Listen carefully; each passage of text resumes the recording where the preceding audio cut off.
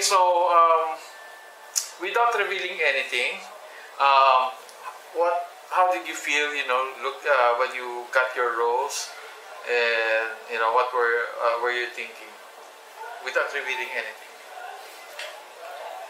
Yeah. Ako, wala, happy ako dun sa role ko. Okay. Dahil, happy lang ako kasi ayokong maging... Basta yun, happy ako sa role ko. Okay. Hindi ko nakuha yung ayaw kong maging role, at least Okay. yun. Okay. And you, Pao?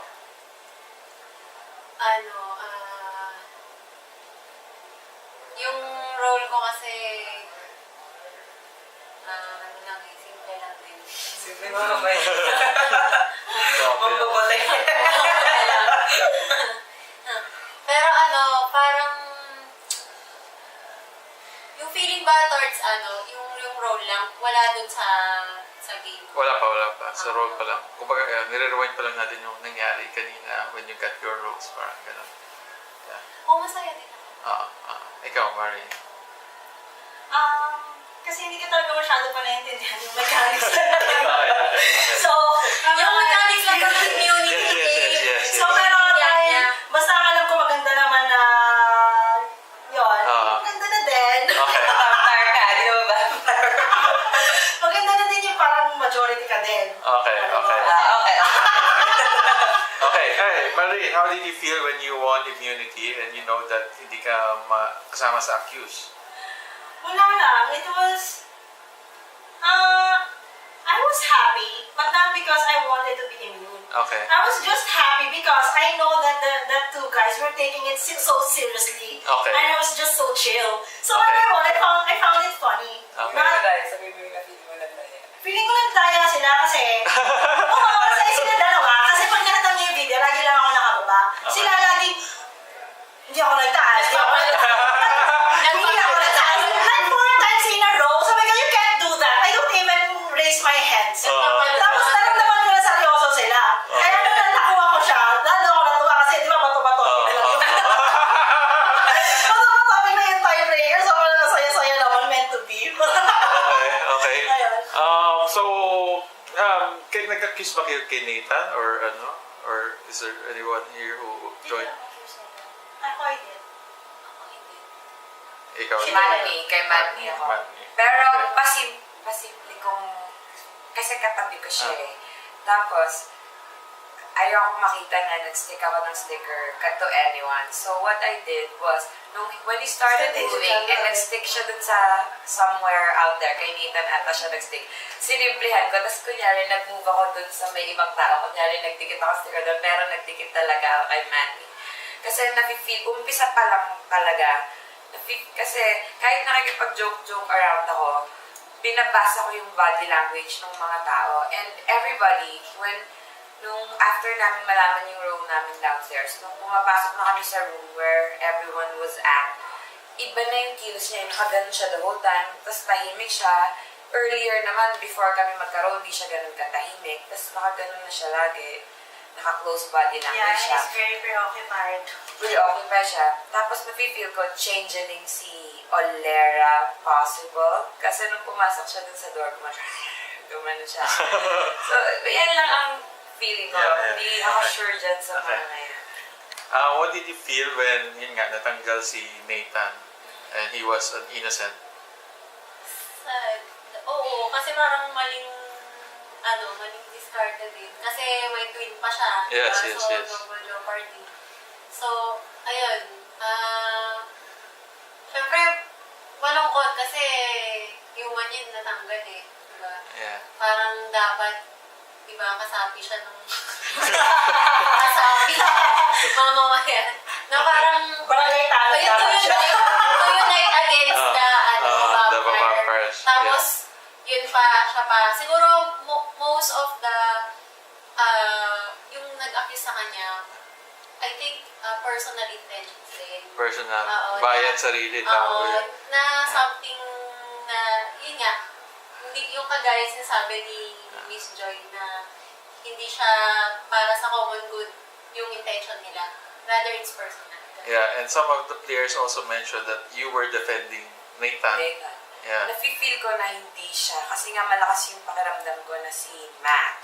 Although sinabi ni Matt, na elder daw siya. Ngayon, hindi ko pa natatanong iba kung sino pang elder. Kasi kung mayroong mag-claim na elder sila, definitely, Matt is lying. And sure na talaga ako na si Matt yung vampire.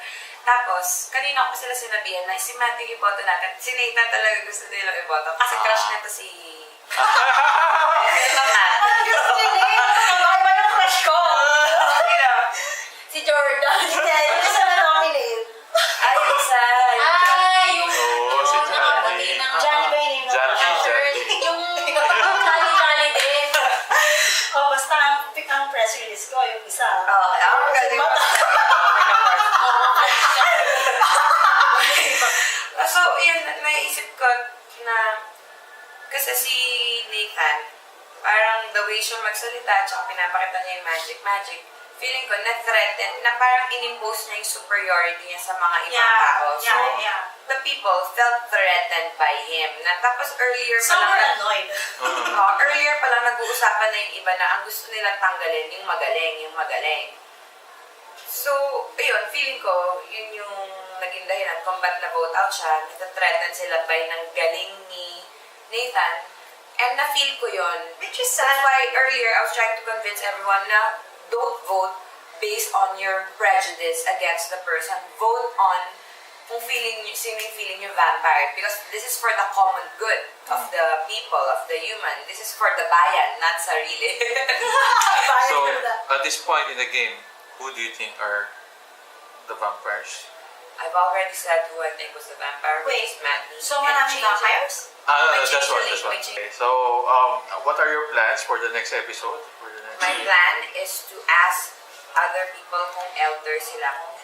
Kung may magsabi, may ma-find out ako na one of them is elder, super sure na ako si Matney yung vampire. How about you, Pao? Ikaw ba si elder? Kung si elder kasi Matney na talaga yung vampire. Hindi ako sa elbow. Minamind game ko lang siya. Tapos parang inisip niya, diba ako yung vampire? Tapos ikaw yung vampire. So parang napikon ako. Imbis na, kasi parang pinagtatanggol ko nga siya, diba? Ako rin na sinabihan niya ako, sabi niya sa akin nung while we were eating, sabi niya, sa next episode, i-vote out kita. So I told him, Pinagkakaisahan niya siya kanina, nairita siya. Hindi kanina doon sa ano. Hindi kanina. Ayan, nagiging crush ko na talaga siya. Nung Saan ka pinagkaisa? Hindi, nung makain tayo. Nauna siya kasi. Sabi niya, okay. bigla lang, wala, hindi ako nag-show ng sign na binoto ko siya. And then he slept. Tapos like, yung itsura niya, And ano eh. also, nag-bathroom siya. And ang bathroom kasi, it's a sign of avoidance. Nung nagsasama-sama tayo doon, he was the only one who went to the toilet nung after natin makuha yung mga cards natin. Alam ko sa psychology, going to the toilet is sign of avoidance. He was trying to, I think, Well, you're very na-disappoint siya. observant. I think na-disappoint siya na yun yung role niya. So, he was trying to avoid that reality. Okay, thank you for that analysis. love it. Yeah, I love it. Ikaw na talaga I love it. barangay balot. Una tayo ng room. Something. Nagpaparangay captain. Fiesta manager. Tama. So the game, was it what you expected? How are you enjoying the game right now? Sobrang nag-enjoy ako. Although, nung umpisa nga, hindi ako sure kung pupunta ako. Kasi sabi ko, ang liit lang naman yung at stake. Mapapagod pa ako, may work pa ako bukas. Ganun. Pero nag-enjoy ako kasi feeling ko nasa alternate reality ako. Nung bata ako, favorite ko yung mga aswang movie na nagtitipon-tipon yung mga tao sa barangay. Tapos hinahanting nila yung aswang. Feeling ko nandun ako ngayon. So, masaya. Walking Dead gusto ko eh. I don't even know the story of that. So, Kasi ang saya ng feeling na nakikita mo yung drama within the drama, di ba? Ang real dilemma, may vampire, nakakainin tayong lahat kung hindi natin siya maunahan, buksain. Tapos nagkakadramahan pa yung mga tao, nagkakakrushan pa. Namatay tuloy yung dalawang human. Tao namatay sa human. Kapwa-tao sumunog sa dalawang kambal na human. And you know the funny part, Nathan was like, I think, yung si Oo, pinagpinsakas na ni Nathan is si the James. vampire. Siya yung vampire. Walang point sila. I love the twist. Perfect. I must say, this is the perfect first episode. All right. Okay, thank you, girls. I love the interview. Thank you. Okay.